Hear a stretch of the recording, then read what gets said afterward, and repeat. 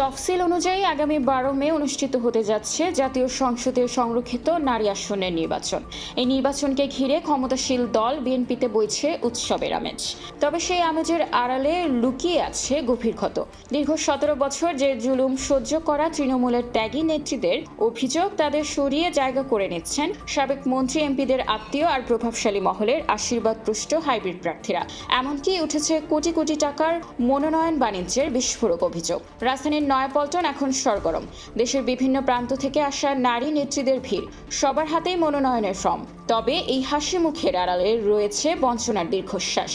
দীর্ঘ 1.5 দশকেরও বেশি সময় ধরে যারা রাজপথে স্বৈরাচার বিরোধী আন্দোলনে ছিলেন, যাদের নামে শত শত মামলা, যারা বারবার রিমান্ড আর নির্যাতনের শিকার হয়েছেন, আজ তাদের কপালে চিন্তার ভাঁজ। অভিযোগ উঠেছে আন্দোলন সংগ্রামে দেখা না যাওয়া বিত্তবান ও সুবিধাভোগীদেরই অগ্রাধিকার দিচ্ছে দলের একটি প্রভাবশালী মহল।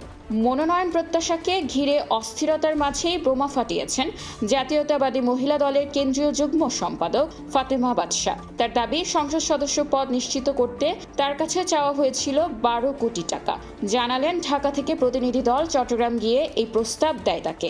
রাজি না হওয়ায় বরাদ্দকৃত উন্নয়ন প্রকল্পের নথিতে আগে ভাগেই সই করার বিকল্প প্রস্তাবও দেয়া হয় তাকে। এমন পরিস্থিতিতে তৃণমূলের দাবি একটাই, কোনো সুপারিশ বা লবিং নয়, চেয়ারপারসন তারেক রহমান যেন সরাসরি হস্তক্ষেপ করেন এবং যারা আপোষহীনভাবে দলের দুঃসময় মাঠে ছিলেন তাদেরই যেন মূল্যায়ন করা হয়। তবে দলের জ্যেষ্ঠ যুগ্ম মহাসচিব রুহুল কবির রিজভী আশ্বস্ত করেছেন, মেধা ও সাংগঠনিক দক্ষতা দেখেই মনোনয়ন দেওয়া হবে। বিশ্লেষকরা বলছেন, সংরক্ষিত নারী আসনের এই লড়াই এখন আর কেবল পদের নয়, এটি এখন বিএনপির নৈতিক অবস্থানেরও পরীক্ষা। তৃণমূলের ত্যাগ উপেক্ষা করে যদি টাকা আর লবিং প্রধান হয়ে ওঠে, তবে তা আগামীতে দলের সাংগঠনিক ঐক্যের জন্য বড় হুমকি হয়ে দাঁড়াতে পারে।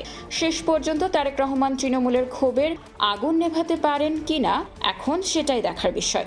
খোলা কাগজ, ঢাকা।